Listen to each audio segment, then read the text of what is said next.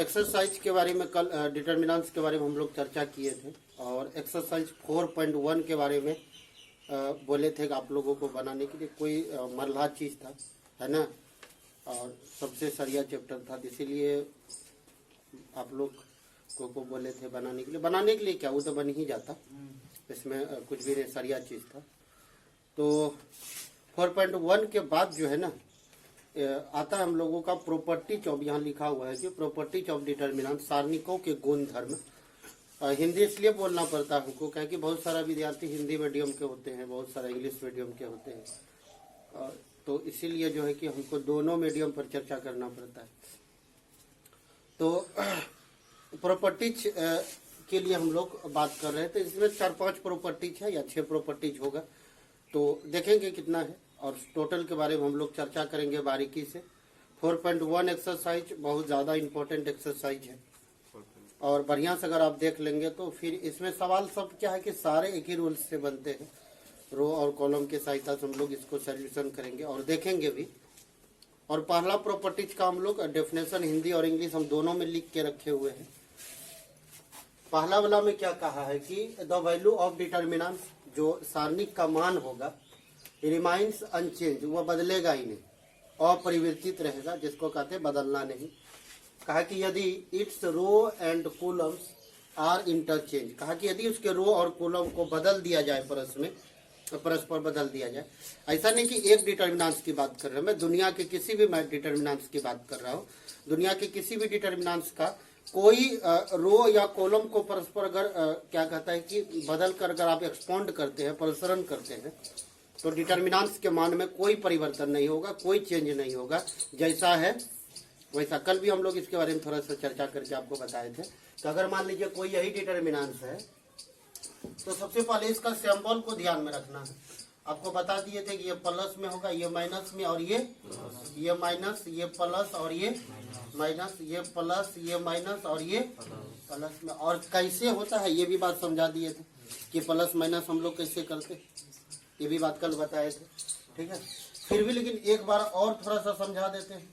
इसको आप लोग जान रहे कि A11 है, ये A12 है, ये A13 है, A21 है, A22 है, A23 है, A31 है, A32 है, A33 है, इस तरह से। तो हम क्या बताए थे कि कोई भी डिटर्मिनेंट हो या सभी डिटर्मिनेंट्स एक स्क्वायर मैट्रिक्स होता है। सभी डिटर्मिनेंट्स क्या होता है, ए स्क्वायर मैट्रिक्स। तो ये जो आई और जे देख रहे हो, अगर आई प्लस जे का दोनों को अगर ऐड करके अगर ये इवन नंबर आ जाता है, कौन सा नंबर आता है, इवन नंबर आता है, तो वहां पर प्लस चिन्ह का प्रयोग करेंगे। अगर ये आई और जे को ऐड करके अगर ऑड नंबर आता है तो वहां माइनस चिन्ह का प्रयोग करेंगे। किसका चिन्ह का प्रयोग करेंगे, माइनस का। तो यहाँ पर देख रहे हो कि 1 और 1 को ऐड करेंगे तो 2 एक इवन नंबर है तो प्लस चिन्ह का प्रयोग किए हुए हैं। 1 और 2 को ऐड करेंगे तो 3 होगा, 3 एक ऑड नंबर है तो किसका चिन्ह का प्रयोग करेंगे, माइनस का। 1 और 3 ऐड करेंगे तो 4 होगा, 4 एक इवन नंबर है, सम संख्या है, और जब सम संख्या होगा तो प्लस चिन्ह का प्रयोग करेंगे। 2 एक 3 विषम संख्या मतलब ऑड नंबर है तो माइनस, 2 2 4 सम संख्या प्लस, 3 2 5 विषम संख्या माइनस, प्लस माइनस। अब इसी तरह से मिला लो। हमने बोला था कि रटने की जरूरत है, रटने की जरूरत, ये खाली याद रहना चाहिए लिखने के लिए। और ये कैसे लिखते, ये भी अपने मन से लिखल नहीं किया है, वह किसकी सहायता से हम लोग लिखते हैं, रो और कॉलम की सहायता से लिखते हैं। मैट्रिक्स में भी हम बता चुके हैं, दिक्कत हो तो पीछे वाला वीडियो देखिए जाकर के एक बार, शुरुआत वाला, पहला वाला।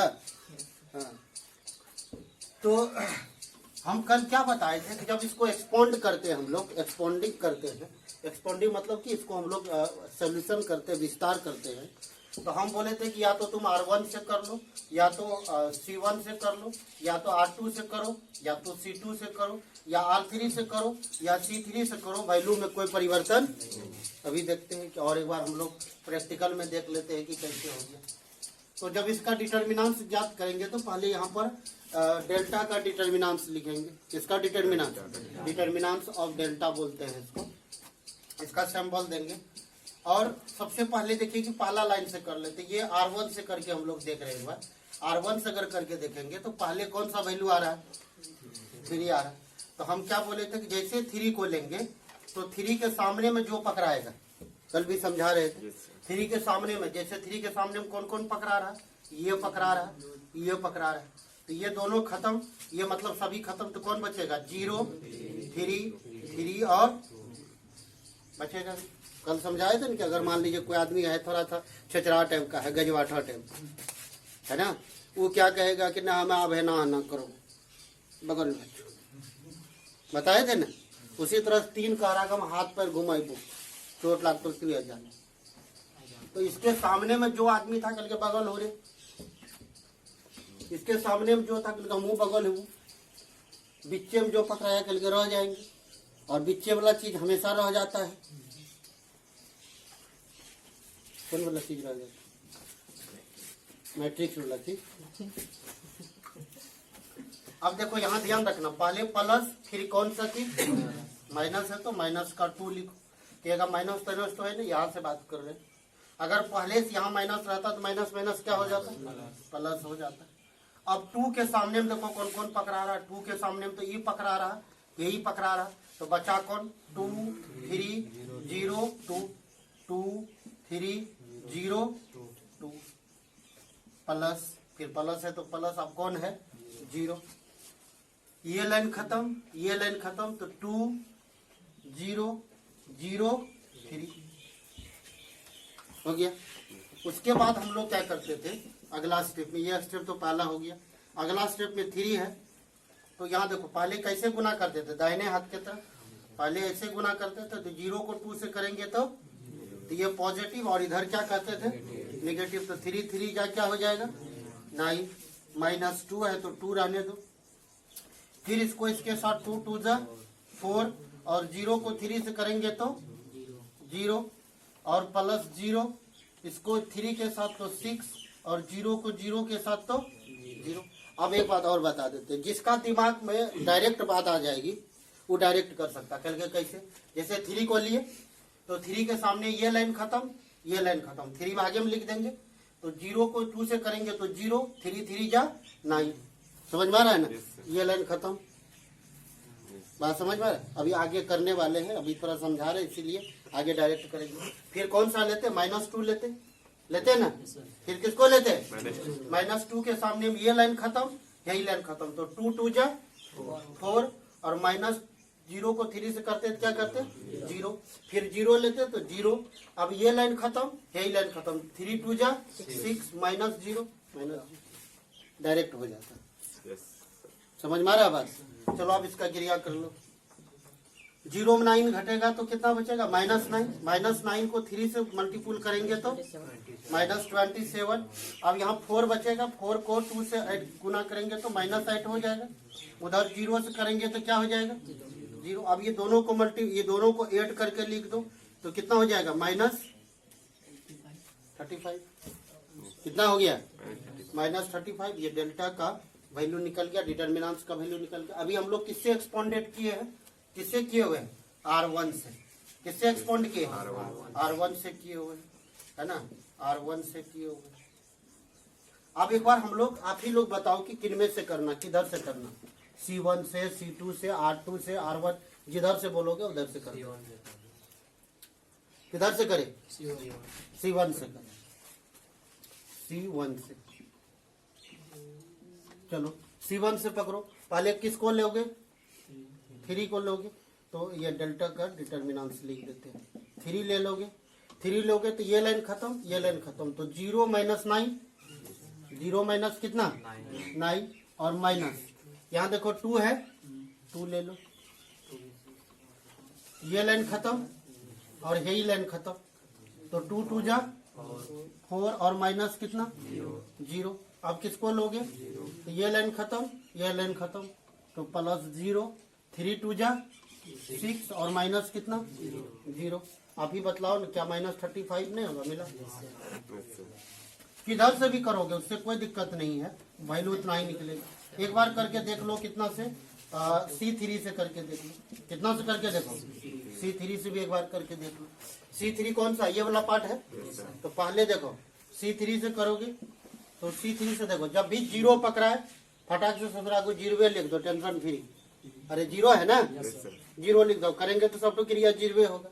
अब कौन बचा, 3, तो माइनस में 3, यहाँ ध्यान से देखो, प्लस माइनस दिखाई पड़ रहा है, माइनस, तो ये लाइन खत्म, यही लाइन खत्म। 3 3 जा 9 और माइनस कितना 0। अब किसको लोगे, +2 को, तो ये लाइन खत्म, यही लाइन खत्म, तो कितना हो जाएगा 0 और माइनस कितना 4। ये 0 - 27 और माइनस कितना 8 माइनस कितना 35। किधर से भी करोगे ना वैल्यू में कोई परिवर्तन नहीं होगा, जिधर से मन हो, जिधर से फुर्सत हो, लेकिन ध्यान रहे ये प्लस माइनस। अगर हम लोग C2 से करते तो पहले माइनस फिर प्लस फिर क्या करते, दिखाई पड़ रहा है ना।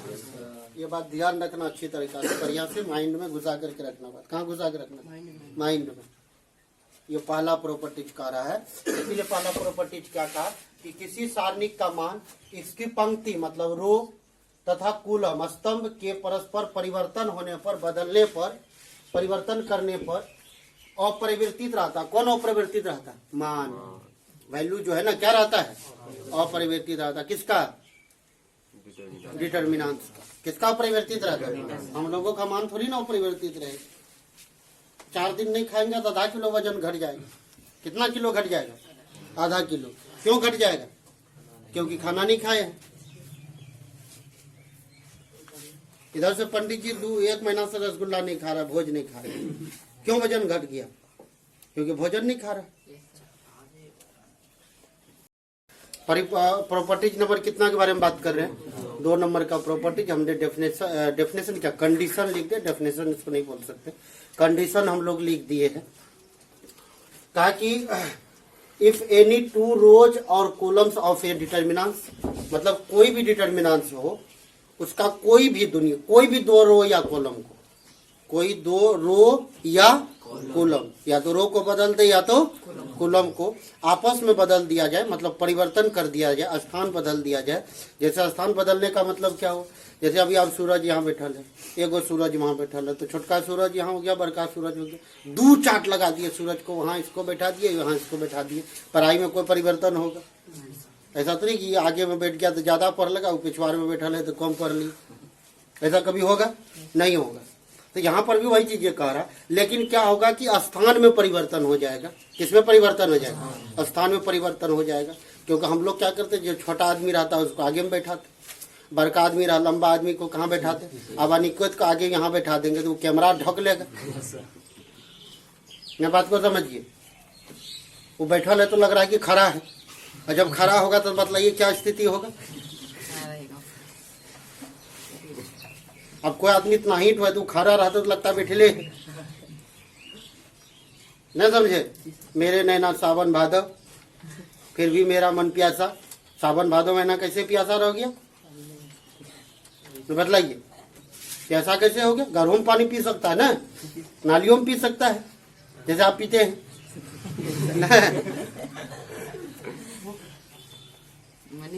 तो कहा कि अगर इसका रो और कॉलम में से किसी 2 को आपस में बदल दिया जाए तो मान में परिवर्तन नहीं होगा। किसमें परिवर्तन हो जाएगा, चिन्ह में परिवर्तन हो जाएगा। किसमें परिवर्तन हो जाएगा, किसमें परिवर्तन होगा, चिन्ह में परिवर्तन हो जाएगा। तो देखते हैं कि चिन्ह में कैसे परिवर्तन होता है। किसी एक से पहले इसको एक्सपोनेंट कर लो। एक्सपोनेंट करने का मतलब हुआ कि जैसे एक्सपोनेंट करते थे हम लोग, तो किधर से ले, R1 से ले, तो 3 ले लो। 3 ले लेंगे तो ये लाइन खत्म, ये लाइन खत्म। 6 दूनी 12 माइनस, याद देखो 8 7, तो माइनस माइनस क्या हो जाएगा, +56 माइनस 4। अब यहाँ देखो 4 ले लेंगे तो ये लाइन खत्म, यही लाइन खत्म, तो 5 दूनी माइनस 6 7, तो माइनस माइनस क्या हो जाएगा, +49 +2, ये लाइन खत्म, यही लाइन खत्म, तो -8 पंचे 40। अब देखो कि इधर 6 7, तो +42 हो जाएगा, नहीं हो जाएगा। देखो एक लाइन में काम चला लिए हम लोग, है ना। अभी दोनों को ऐड करो, 3 इंटू इधर ऐड करो 6 to 8 और इधर क्या हो जाएगा 6 माइनस ये दोनों को ऐड करो।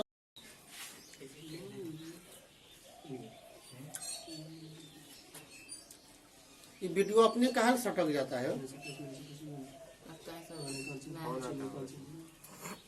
फंड कहाँ आया था।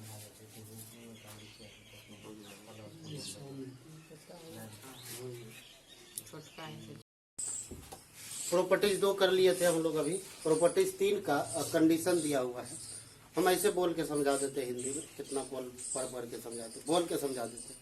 कहा कि यदि किसी सारणिक का दुनिया का कोई भी डिटर्मिनेंट हो, सारणिक हो, अगर उनका कोई 2 रो या कॉलम, कोई 2 रो या कॉलम अगर आपस में बराबर हो, बराबर ही नहीं करस्पॉन्डिंग एलिमेंट्स भी बराबर होना चाहिए, संगत एलिमेंट क्या होना चाहिए, बराबर होना चाहिए, तो उसका मान 0 के बराबर होता है।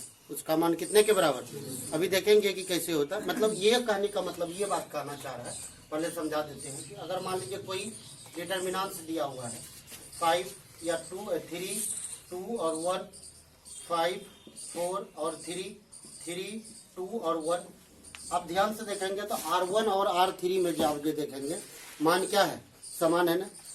अरे R1 और R3 में देख रहे हैं ना, R1 और R3 में देखिए, लेकिन करस्पॉन्डिंग एलिमेंट भी समान होना चाहिए। तो अगर इसका डिटर्मिनेंट्स का मान निकालेंगे तो इसका मान कितने के बराबर होगा। अब ऐसा नहीं होगा, ऐसा नहीं कि आप दिमाग में रखिएगा कि आप ही बोले हैं बराबर 3 2 1 5 4 3 और 2 1 3।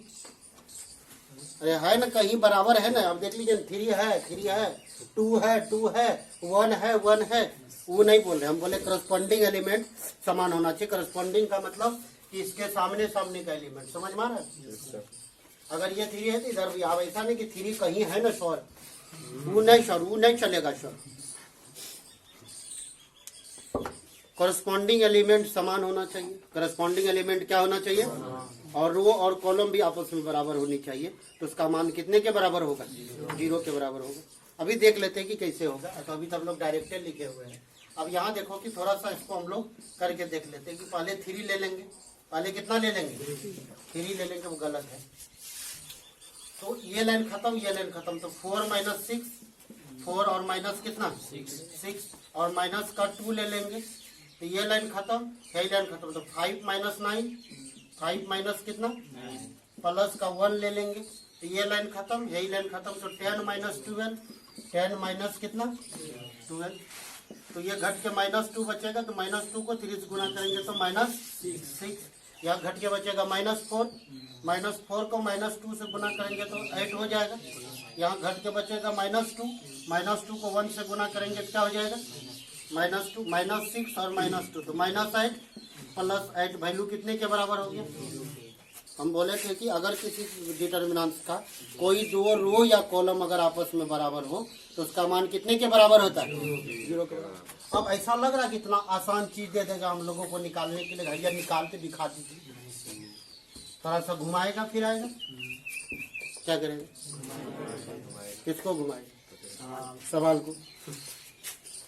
हम लोग एक सवाल लिखते हैं, यहीं से बुक कर लेते हैं। अब ध्यान से देखो, ये 102 है ना, और उसके बाद ये 18 और उसके बाद 36 और उसके बाद 1 3 4 17 3 और 6। अब कहा कि इसका मान बता दो, इसका क्या बता दो। कहेगा कि अभी तो पता नहीं चल रहा है कि सब बराबर लेकिन नहीं है ना, थोड़ा सा दिमाग लगाना पड़ेगा। ये आप समझ रहे हैं, ये कितना है R1 है और ये क्या है R2 और ये कितना है R3। R1 से है, R1 से क्या कर रहे हैं, 3 क्या ले रहे हैं, कॉमन ले रहे हैं। 3 क्या लेने पर, कॉमन लेने पर 3 अगर कॉमन ले लेंगे R1 से तो डेल्टा इक्वल टू ये 3 हो जाएगा। अब ध्यान से देखो कि 3 अगर कॉमन ले लिए, कितना कॉमन ले लिए, कितना कॉमन लिए, 3 कॉमन लेके क्या करेंगे, अरे 3 क्या 6 कॉमन लेते हैं, 3 लेके कॉमन क्या करेंगे, ये करे तो करे क्या, 6 कॉमन ले लेंगे तो यहाँ कितना बचेगा 17 बचेगा। अरे नहीं बचेगा, यहाँ कितना बचेगा 3, यहाँ कितना बचेगा 6, इधर 1 3 और 4 17 3 और कितना 6। अब मिलाओ, अब मिलाओ। अब यदि किसी डिटर्मिनेंट्स का कोई दो रो या कॉलम आपस में बराबर हो तो उसका मान कितने के बराबर होगा 6 इंटू इसका वैल्यू कितने के बराबर, क्यों 0 के बराबर, क्योंकि R1 और R3 दोनों आपस में क्या है बराबर में, करस्पॉन्डिंग एलिमेंट्स भी बराबर है। क्यों बराबर है, क्योंकि संख्या बराबर है। बराबर की 0 से गुना कर देंगे तो क्या क्यों कितना हो गया, क्यों 0 हुआ, क्योंकि 0 से गुना कर दिए। किसको 0 से गुना कर दिए, 6 को 0 से गुना कर दिए।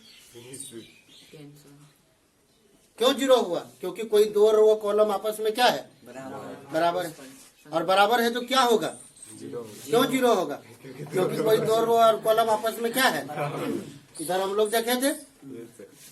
और ये 6 क्यों 0 हो गया, क्योंकि 0 से गुना किए थे। ज्यादा माथा में परेशान नहीं डालना है, समझ में आ रहा है ना, क्या समझ में नहीं आया। बोले आप 6 कॉमन लिए तो कैसे लिए सब कॉमन, 6 कॉमन, अब बतलाइए, आप जो लिए एक मिनट। हम लोग दिमाग लगा रहे थे कि इनमें अगर ये चीजें तो बराबर नहीं हो रहा था, नहीं हो रहा था। अगर नहीं हो रहा था तो या तो हम लोग क्या कर सकते थे, डायरेक्ट एक्सपोनेंट कर सकते थे। डायरेक्ट क्या कर सकते थे, तो थोड़ा सा दिमाग लगाए सवाल बनाने के समय में, तो दिमाग तो ये करे। तो अगर यहाँ से 6 कॉमन ले ले, इसमें भी 6 कॉमन आ जाएगा, इसमें भी 6 कॉमन आ जाएगा, इस ससुरा नीचे जैसा बन जाएगा। वह दिमाग हमको लगाना पड़ेगा, किसको देख करके, किसको, हमको देख करके नहीं, किसको देख करके, सवाल देख करके। वह हमको और आपको तय करना है कि वहां पर कोई ऐसा उपाय है सवाल बनाने से पहले कि कोई चीज कॉमन आकर के सोच रहा 2 रो कॉलम तो बराबर नहीं हो रहा। मैट्रिक्स में अगर 6 कॉमन ले तो हाँ, एक मिनट, अब यही बात तो खाली सुनना चाहते थे कि कोई बोले ये बात कि मैट्रिक्स में क्या होता था कि जब कॉमन आता था सारा एलिमेंट तो सारा एलिमेंट से कॉमन होता था, और गुना होता था तो सारा में गुना होता था। लेकिन इसमें सारा में नहीं होता, खाली साली में गुना होता है। बात को समझिए। अब इसमें क्या होगा कि जिससे कॉमन लेंगे, R1 से कॉमन लेंगे तो सिर्फ R1 से ही ले सकते हैं। अगर R2 से लेने को मन है ले लीजिए, R1 R2 में गुना करने के मन गुना कर दीजिए। मतलब कि किसी एक पार्टिकुलर में आप गुना भी कर सकते हैं, भाग भी कर सकते हैं, घाटा भी कर सकते हैं, जोड़ सकते हैं, कॉमन ले सकते हैं। लेकिन मैट्रिक्स में ऐसा नहीं होता था, जिसमें करेंगे तो सब करेंगे। 3.4 में सर करते थे जैसे और थोड़ा थोड़ा आप लोग क्या किए थे 3.4 में, याद कीजिए कि जिसमें C1 में करते थे C1 में परिवर्तन, गुना करते C2 में करते थे तो C2 में परिवर्तन, मतलब जिसकी बात करते थे उसी का। तो यहाँ पर हम क्या लिखे कि R1 से किससे बोले, R1 से खाली कॉमन आएगा ना, और दूसरा से कैसे कॉमन आएगा। अब बता रहे अगर इससे कॉमन ले लेंगे 6, इससे 3, इससे 4, तो सभी को यही लिखेंगे। कहाँ लिखेंगे, क्योंकि ऊपर में लिख चुके हैं ना बात को। कहाँ लिख चुके हैं, लिखाएगा ये गुने में, यही लिखाएगा। लेकिन ऊपर वाला बात से एग्जामिनर को पता चल जाएगा, अच्छा ये R1 से कॉमन ले लीजिए।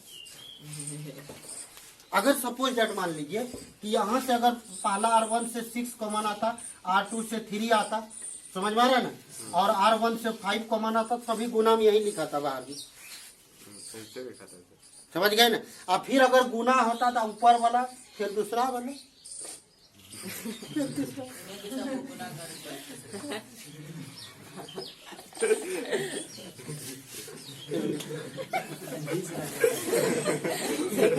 सर आपको विश्व करने की जरूरत है। समझे सूरज। मतलब R1 को जैसे आप लिए वो देखते हैं वैसे लिखा हुआ, पहले 6, 3, 5 ऐसे आप लिए, पर यहाँ ऊपर में तब आपको लिखना पड़ेगा R1 से 6, R2 से 3 और R2 से 3 और R3 से 5 क्या करने पर, उभयनिष्ठ लेने पर, शुद्ध हिंदी पर। और लिखाएगा इसे 90 नहीं लिख सकते गुना करके बाद में नेक्स्ट स्टेप में। बाद में तो बहुत चीज कर सकते हैं, घर में आदमी रहता है, बाद में आप गुना करके लिखिए ना, क्या नहीं कर सकते। 36, 18, 95 लिखिए ना, नहीं होगा ना मुन्ना ना सर अगर नाम पे मान के चलिए वो हट लिख दिए सर, पता कैसे चलेगा किसमें से कितना कॉमन है? जब फिर अब नीचे से ऊपर जाएंगे, अगर मान लीजिए सूरज का बेटा का नाम है राजेश, आपका बेटा का नाम है मोहन, है ना, और मान लीजिए गुरुदयाल का बेटा का नाम है सोहन, तीनों आदमी को एक जगह मिला दिए, तो किसी के बेटा को लेके चल जाएगा? क्योंकि पहले ऊपर में फरछा दिए कि कौन किसका बेटा है। तो फिर 90 अगर हो भी गया ना तीनों मिला करके, तो जिसका बेटा जो है वही हाथ पकड़ के ले जाएगा, टेंशन नहीं लेना है आपको, समझे? अब ऐसा नहीं कि 3 को उसको दे देंगे, 5 को इसको दे देंगे, तो ऐसा नहीं, आपको दिमाग में रखना है कि किसको किसका बेटा कौन है, ले गए कौन है, आप ही ले गए हैं हमारा बेटा को, घर के पहुंचाएगा? न के पहुंचाएगा घर, आप ले गए हैं ना, तो आप जो निकाले हैं उसका बेटा 5 को निकाल लिए, 3 को निकाल लिए, 5 को निकाल लिए, तो फिर देना तो आप ही का काम है ना, किससे निकाले हैं। ऐसा भी कर सकते सर, R1 में 1/6 से गुना करने पर। हाँ काहे न कर सकते, अरे काहे न कर सकते, अरे भैया उतना क्यों, R3 को 6 से गुना करने पर क्या दिक्कत है? सर बात को समझिए, क्या दिक्कत है, हो जाता बराबर। ये अपना मेंटलिटी है, ऐसा नहीं कि अगर कोमल पर दिमाग नहीं आएगा तो गुनाम आएगा ना, और गुनाम नहीं आएगा तो 1/6 आएगा ना, 1/6 में आएगा तो 6 तो आएगा ना, R3 में आएगा कि नहीं आएगा? क्यों आएगा? क्योंकि है ना। एक आदमी बोला कि सर चूता और दर्द कर, हम बोले है तब ना दर्द कर रहा है, और जिसको नहीं है वो किससे दर्द करेगा? ना है आपको तब ना दर्द कर रहा है, क्यों दर्द कर रहा है? क्योंकि है। अगर ये सर रो कॉलम तीनों बराबर है तब टेंशन का थी, 2 को हो गया तो तीसरो बराबर है, तब एक तो पागल है वो देगा नहीं, पहले देगा, पहले ऐसा मतलब वो घसकल होगा कि नहीं, पहले तो 2 को बराबर देगा, तू बढ़िया से नहीं देगा, वो गजबाठक तरह देगा, लोल के जैसा, इतना आसान दे देगा नहीं, झकझक नजर आए, इसमें 0 लिखी दे, नहीं ऐसे देगा। और भी अभी देखेंगे कि कैसे कैसे देगा। इसलिए ये जो खास तौर से ये टॉपिक की बात करते हैं, इस पर चैप्टर पर बहुत सारा सवाल आपसे बनेगा, इस पर। तो हम लोग विद्यार्थी सब जो पहले सेशन का विद्यार्थी सब था, वो क्या कहता था, वो याद कैसे करता था, यदि किसी डिटर्मिनेंट का 0, याद करने का तरीका बना लिया, कल के सर बराबर तो ये दिमाग में है ना, खाली बोल देते थे यदि किसी डिटर्मिनेंट सर 0, यदि किसी डिटर्मिनेंट का 0, वो कहते थे कि आप 2 को रो कॉलम बराबर बोलबे नहीं कीजिएगा, बोले दूसरा चीज बोलेंगे तो कल के नहीं याद करेंगे हम ऐसे। यदि किसी डिटर्मिनेंट का 0, आप लोग ऐसे दिमाग में नहीं रखिएगा, मतलब यदि किसी डिटर्मिनेंट का कोई 2 रो या कॉलम आपस में बराबर हो तो उसका मान कितने के बराबर? तो विद्यार्थी सब जो पिछले सेशन का यदि किसी डिटर्मिनेंट का रे 0 और आगू बोले थे सर 0, याद कर लिया था, कुछ हो याद नहीं रहे। तीसरा प्रॉपर्टी विद्यार्थी को जरूर याद रहता है। क्यों याद रहता है? क्योंकि सवाल इसमें ज्यादा है। क्यों याद रहता है? क्योंकि है इसीलिए याद रहता है।